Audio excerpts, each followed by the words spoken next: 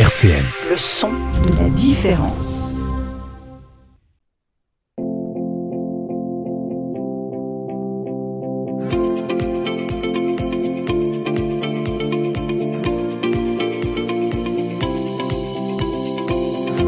Les masques tombent sur RCN, Sarah Leroy. Bienvenue chers auditeurs et chères auditrices dans votre émission du 13h en ce début de semaine pour bien la commencer dans les masques tombent. J'espère que vous allez bien et comme d'habitude pour retrouver l'interview, pouvez vous rendre sur notre page RCN en podcast ou sur notre page YouTube également. Et aujourd'hui dans les masques tombent, je reçois l'artiste Chuck Too, grand amateur de graffiti dans le métier qui expose en ce moment à la galerie Gosselin-Kunz située place de la Carrière. Salut, bienvenue, comment tu vas ? Bonjour à tous et merci pour l'invitation. Ouais, je t'en prie, merci d'être à mes côtés aujourd'hui dans les masques tombent. Alors Chuck, tu commences par le graffiti, on va commencer par ça, tes débuts dans les années 88-89, initié par un gang de la banlieue ouest. Alors explique-nous tout d'abord pourquoi tu as commencé par le graffiti alors.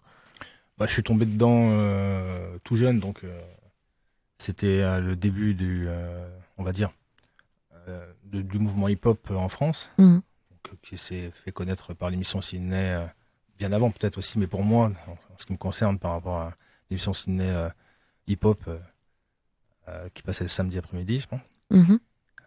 Donc j'ai commencé par le Smurf, le break. J'étais pas très fort, trop jeune peut-être. Et ensuite, je suis rentré, je me suis laissé aller à traîner un peu dans les bandes, les gangs de banlieue ouest. Ce qui m'a fait découvrir le graffiti, voilà cette bande. Et j'ai découvert un autre univers en fait. Ça m'a un petit peu aussi aidé à sortir un petit peu de la sphère de la violence qu'on trouve régulièrement dans les cités et des risques entre bandes. Et puis par la suite, ça a été tout d'abord du tag pur.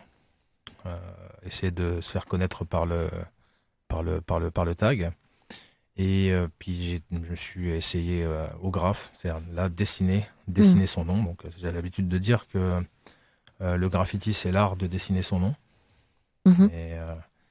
Et puis quand on commence, on a du mal à s'arrêter. Voilà. Donc mes premiers graphes sont les voies ferrées de la ligne A et de la ligne Saint-Lazare, banlieue ouest de Paris. Et qu'est-ce que tu retrouves de personnel dans le graffiti ? C'est-à-dire, est-ce que c'est un trait de ta personnalité en fait que tu mets en œuvre ? Moi, je suis resté depuis le début en fait très graffiti. Alors, c'est vrai que j'aimais le dessin dès la primaire et un petit peu en 6e. J'ai abandonné le dessin ensuite quand je suis rentré au lycée parce que j'étais orienté dès la 5e. J'avais totalement abandonné le dessin et c'est via le graffiti que j'ai commencé à reprendre le goût du dessin. Mais j'ai préféré quand même rester sur ce nouveau style qui m'avait mis une claque en fait quand j'ai découvert le graphe.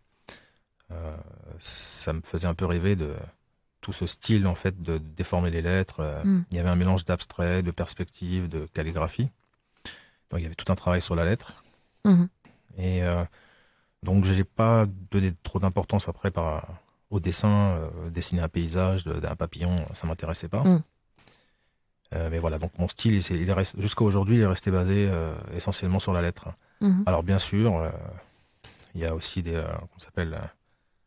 c'est beaucoup plus accessible d'y rajouter du dessin. Mais j'ai l'habitude de dire que le dessin et la décoration, enfin tout ce qui est le background, en fait, il doit être au service de la lettre et pas l'inverse, en fait. Et tu t'es attaqué on parlait de la SNCF, la RATP, tu as fait fait de l'art en fait autour de ces enseignes. Tu peux nous expliquer un petit peu ? En fait, il y a une certaine... c'est vrai qu'à l'époque, étant jeune dans ce nouveau mouvement, il y a une certaine légitimité. En fait, il faut être une crédibilité à avoir, à acquérir par ses pairs déjà, être reconnu par ses pairs, et ça passe forcément par le graffiti vandale, quoi, c'est ça. Alors, c'est pas une attaque personnelle à la RATP ou la SNCF, c'est juste parce que c'est le moyen, le médium le plus pratique pour se faire connaître, c'est tout. Il y avait rien de personnel, c'était pas une guerre. D'ailleurs, moi, j'ai jamais eu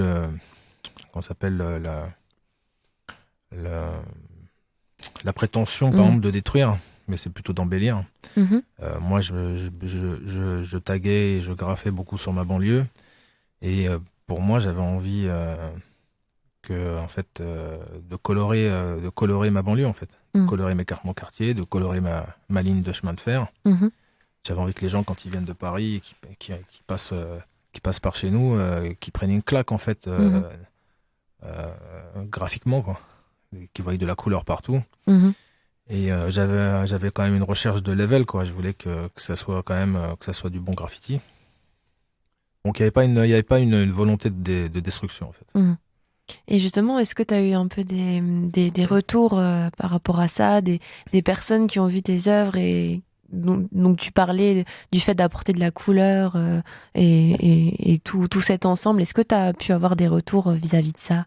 Bah, du coup, comme j'ai une longue carrière quand même dans la rue, donc il y a plusieurs générations en fait qui ont grandi avec mes graffitis sur le bord des voies ferrées, et dont des collectionneurs aujourd'hui qui achètent nos toiles, qui sont un peu plus jeunes que moi du coup, et qui disent j'ai grandi avec ils me contactent sur les réseaux sociaux, hein, ou directement ils viennent en galerie et puis ils me disent mais en fait voilà quoi, j'ai grandi avec tes graffitis, quoi. C'est-à-dire que j'avais la tête collée sur la vitre du RER quand j'étais jeune, et on voyait les nouveaux graffitis qui apparaissaient, dont les tiens. Donc ouais, il y a aussi des artistes qui sont aujourd'hui connus dans le milieu du graphe et qui ont commencé par notre impulsion en voyant ce que nous faisions. Donc, comme tu l'as dit, tu as une longue carrière quand même dans le domaine. Tu as commencé dans les fin années 80, il me semble. Est-ce que tu as remarqué une évolution dans le milieu du graffiti, comme tu parlais, cette évolution au niveau de peut-être la reconnaissance, ou comment ça se passe dans le milieu artistique en fait? Alors, c'est vrai que la reconnaissance, il y en a deux sortes. Il y a la reconnaissance dans la rue. Celle-là, elle est acquise depuis très longtemps, dans le sens où on l'est reconnu et connu par nos pairs et puis par les gens de ce mouvement. Ensuite, il y a une reconnaissance institutionnelle, on pourrait dire ça, je pense, ou même des autres mouvements artistiques comme l'art contemporain. Non, là, il y a un plafond de verre qu'on a du mal à briser. Peut-être ils nous considèrent comme sous-culture, ou voilà. Mais pourtant, ils ont du mal à admettre que ça plaît, en fait. Un exemple, si vous baladez dans Paris, que vous voyez des grandes fresques sur les pignons de bâtiments, souvent les fresques sont à peine regardées. Si vous faites un petit sondage, un petit micro-trottoir, et vous trouverez que bon, ça a pas trop d'intérêt, les artistes qui interviennent sur ces murs. Mais dès qu'on ramène du graffiti ou du post-graffiti, enfin quelque chose d'un peu plus mais qui ressemble à du graffiti en tout cas. Et en tout cas, vous allez voir que les gens sont ravis, et ça fédère beaucoup plus qu'on s'appelle, ça a plus de succès en fait. Mais ça, ils ont du mal à l'accepter en fait. Ils ont vraiment un exemple, on l'a fait quand on fait des expositions, des fois dans les galeries municipales par exemple. Généralement, ils ramènent des artistes contemporains et tout ça, ils font un petit vernissage, il y a quelques personnes, c'est toujours les mêmes, etc. Et une fois, on l'avait fait, ils ont accepté qu'on puisse exposer du graffiti. Et la responsable de la galerie municipale nous a dit, j'ai jamais vu autant de personnes dans un vernissage. Vernissage. Il y avait trop de monde, quoi. Ils étaient étonnés, mais ils disent, ça a ramené vraiment énormément de monde. Ensuite, il y a les écoles qui ont voulu participer, qui sont venues avec les gamins et tout, du primaire et tout, visiter l'expo pendant tout le mois. Donc ça suscite énormément d'engouement. Mais malgré ça, on veut quand même nous empêcher de nous reconnaître en tant qu'artistes contemporains. Enfin, il y a une espèce de concurrence où on nous freine quand même sur les marchés publics, par exemple. Et est-ce que tu penses que là, de tout ce que tu me dis, est-ce que tu penses que c'est vraiment le lieu alors qui diffère? Parce que là, c'était dans un lieu, peut-être la rue, ou peut-être l'art est peut-être moins apprécié. Et là, que ce soit dans un vernissage, peut-être que le lieu diffère aussi au niveau de l'art.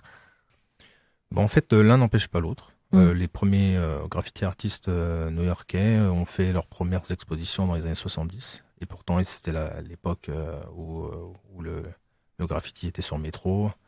Et la plupart des grands graffeurs américains ont très très vite explosé. En fait, il y avait je pense une volonté aussi de sortir du ghetto, pas d'y rentrer en fait. Donc c'est de se faire connaître. Alors il faut avoir un but. Hein. Pourquoi tu tags? Il n'y a pas un graffiti, il y a des graffitis dans le sens où on n'a pas tous la même motivation et pourquoi on le fait. Moi, ça m'a permis de sortir aussi de la violence des gangs. C'était une alternative à la violence. D'autres, je sais pas. D'autres, il y en a, c'est par pure rage, ou d'autres, c'est par volonté artistique pure, voilà, parce qu'ils kiffent la peinture et puis que d'un seul coup, ils ont vu des graffeurs et puis ils hallucinent sur des fresques immenses qui font plusieurs mètres de long, et de hauteur. Donc ça leur a donné envie de faire pareil. Mais on n'est pas tous pareils, on n'a pas tous la même volonté et puis même but. On n'est pas, c'est pas une tribu genre homogène. Enfin, on est tous différents et ça change, ça varie d'un pays à l'autre aussi. Alors, tu dis ça varie d'un pays à l'autre. Si on parle des origines, là, tu nous as parlé des origines aussi. Comment c'est arrivé en Amérique? Comment c'est venu en France aussi, alors, le graffiti? Curieusement, c'est venu par des gens qui avaient les moyens financiers. J'ai pas l'impression que... Alors, c'est venu par... Bon, il y avait des gens comme Bando, voilà, Spirit, enfin, il y avait des...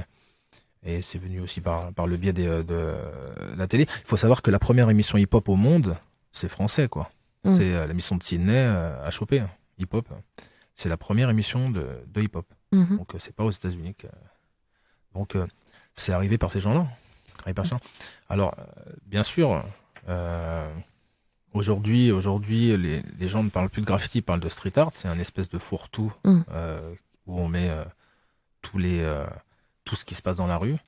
Mais en réalité, c'est quand même deux mondes différents, quoi. Dans le street art, c'est un fourre-tout, en fait.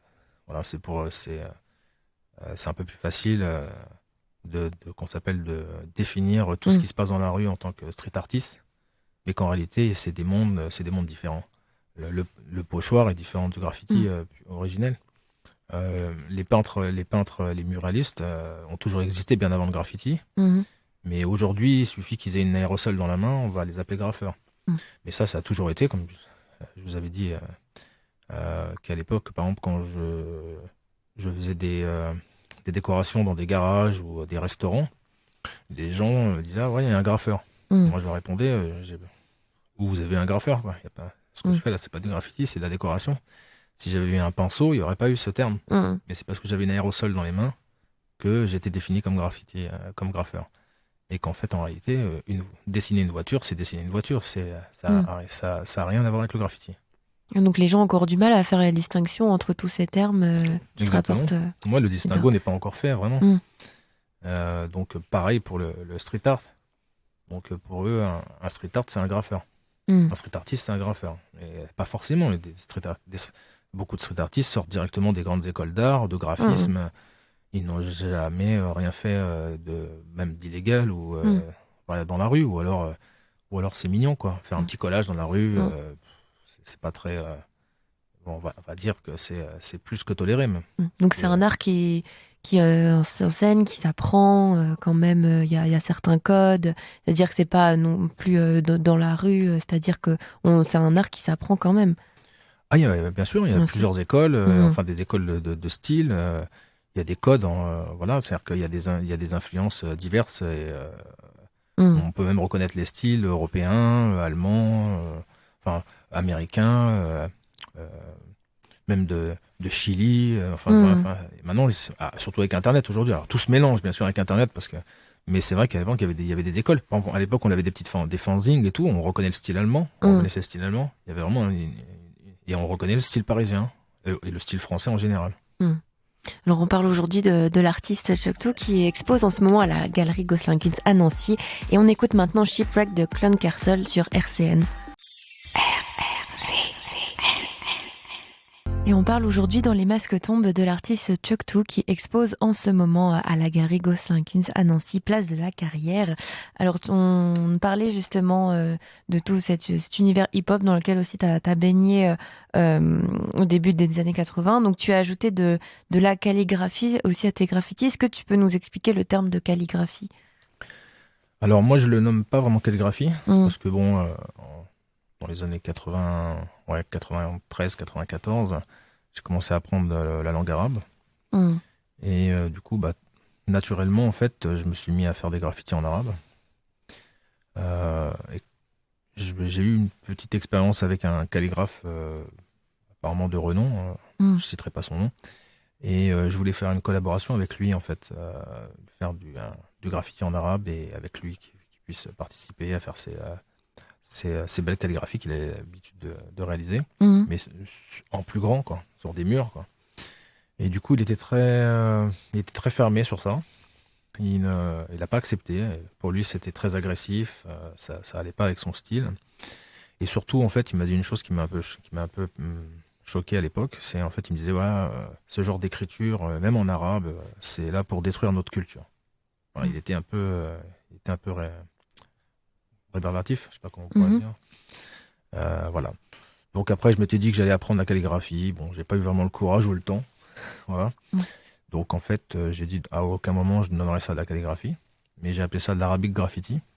C'est-à-dire que c'est du graffiti mais en arabe, sans suivre de règles préétablies, parce que c'est vrai que la calligraphie c'est très très codé. Il y a des maîtres et tout, calligraphes, etc. Il faut prendre des cours. Et donc là non, c'est de la calligraphie libre en fait, exactement comme le graffiti en lettres latines. Voilà, donc c'est vrai que je me suis fait connaître sur ce genre de style, parce que je fais partie des précurseurs de ce style. Mais après, d'autres artistes sont apparus plus tard, comme Elcid, voilà, qui s'est même fait vraiment très connaître à l'international dans ça. Mais ça, c'est plus proche de la calligraphie que du graffiti, en fait. Voilà. Pour beaucoup d'entre eux, c'est beaucoup plus proche de la calligraphie. Que moi, je suis resté vraiment graffiti, en fait. Et on peut parler aussi de tes inspirations, puisque tu disais aussi dans une interview que tu as puisé des influences dans des artistes comme Bando, Darko, Sino. Qu'est-ce qui te font ressentir ces artistes ? Parce que déjà, quand tu commences quelque chose, tu regardes déjà les plus connus d'entre eux. Donc c'est sûr que Bando, Motu, c'était des références à l'époque. Motu l'est encore, hein, c'est un très grand artiste. Bando a arrêté le graffiti depuis des années, voilà. Mais il y avait ce fameux livre Sprekenart et Soboyart, qui est à la fin des années 80, et ça nous a vraiment donné la pêche en fait. Ça a pu nous donner beaucoup d'inspiration. Et alors, moi dans ma banlieue, il y avait Darko, il y avait Sino qui peignait sur ma ligne.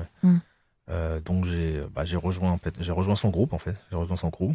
Donc on avait l'habitude de dessiner ensemble et de faire toutes nos fresques, nos sorties nocturnes ensemble. Voilà, donc j'ai rencontré Darko, on l'a peint ensemble aussi. Darko c'est un Allemand, enfin un franco-allemand en fait. D'ailleurs c'est un des premiers graffeurs qui a eu un procès et des amendes très tôt je crois, avec une grosse amende à l'époque. Ça avait été médiatisé, etc. à cette époque. Donc voilà, et c'est comme j'habitais sur leur ligne, forcément, c'est leur graphe que je voyais en premier, et c'était des graphes en couleur. C'est-à-dire que nous, en banlieue ouest, on est quand même connus pour faire que des graphes en couleur pratiquement. On faisait des styles assez compliqués, on faisait du lettrage bien élaboré en fait sur les voies ferrées. Pas du chrome noir en fait, comme on voit d'habitude, quoi. Et en 92 aussi, tu recouvres de dessin une rame entière de métro en 30 minutes. En fait, c'est la réalisation du travail du premier Wall Train qui reste un peu dans l'histoire du graffiti. Est-ce que tu peux nous expliquer ce souvenir ? Ça, c'est un wall métro. Donc en fait, donc disons qu'en fait, il y avait c'était une réponse à une petite provocation à la télé. Il y avait la ligne 1 du métro parisien. C'était passé aux informations comme quoi ils avaient tout nettoyé, des tags. Ils avaient mis des détecteurs, des caméras, ils avaient mis beaucoup de sécurité pour sécuriser cette ligne. Et ils avaient dit à la télé qu'elle serait plus jamais possible à peindre en fait. Enfin, voilà, qu'elle serait inaccessible. Donc nous, c'était un petit challenge. Donc on s'est mis à chercher les tunnels.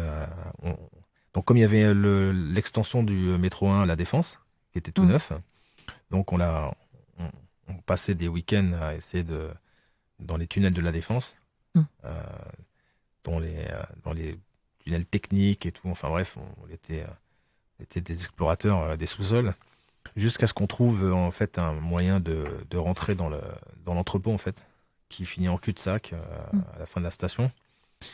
Et puis on l'a réussi, notre crew, en fait, à peindre entièrement la ligne, quoi. En fait, qu'on s'appelle les wagons. Donc en fait, c'était le premier, historiquement, c'est le premier rôle métro, en fait, en France. Donc c'était un petit exploit comme ça, et ça a marqué un peu l'histoire du graffiti français. Voilà, c'est pour plus de détails. Ouais, c'est vrai qu'on l'a fait assez rapidement parce qu'en fait, on était tellement nombreux on avait chacun un métro. Donc en fait, la peinture sentait très très fort jusqu'à la station, en fait. Voilà, donc il fallait faire très très vite avant que la sécurité intervienne, quoi. Alors Tchoctou est toujours mon invité aujourd'hui dans Les Masques tombent, et on va écouter, juste avant de continuer sur ta carrière artistique, Monde nouveau de Feu Chatterton sur RCN. Et je suis toujours en compagnie de l'artiste Tchoctou. Aujourd'hui, on parle de son activité artistique dans le graffiti. Je rappelle encore que vous pouvez retrouver son exposition à la galerie Gosselin-Kunst, située place de la Carrière. Alors maintenant, j'aimerais bien que tu nous expliques, il nous reste environ 3 minutes, comment tu crées tes œuvres, en fait, comment tu accouches les idées qu'il y a dans ta tête vraiment quand tu crées tes œuvres. Alors là, vous par rapport aux galeries ou sur mur? Tout, quand tu crées. Alors, déjà là, c'est vrai que mon graffiti, comme c'est axé sur la lettre, ça part d'un sketch. C'est la première œuvre, en fait, graffiti, c'est déjà la maquette, donc ce qu'on appelle un sketch. Et c'est une œuvre en soi. Voilà, donc il peut être en couleur, etc. C'est même des œuvres qu'on vend, en fait, que des gens recherchent. Et ensuite de ce sketch, je réalise un mur, ou légal ou en vandale. Et aussi, de temps en temps, de ce sketch, je peux en faire une toile aussi. Voilà, mais je reste quand même tout le temps dans le même principe, en fait.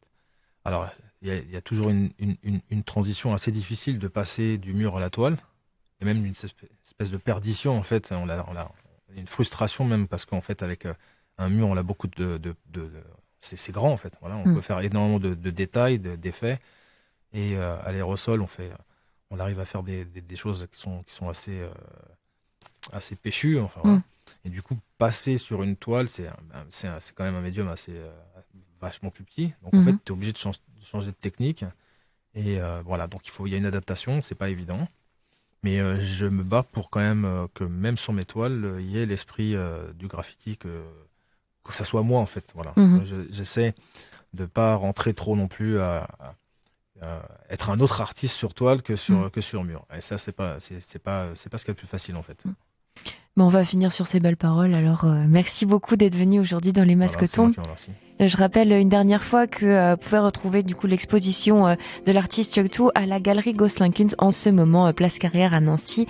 Moi, je vous retrouve demain avec l'association Astrée. Très belle journée sur RCN. Prenez soin de vous. Ciao. RCN, www.rcn-radio.org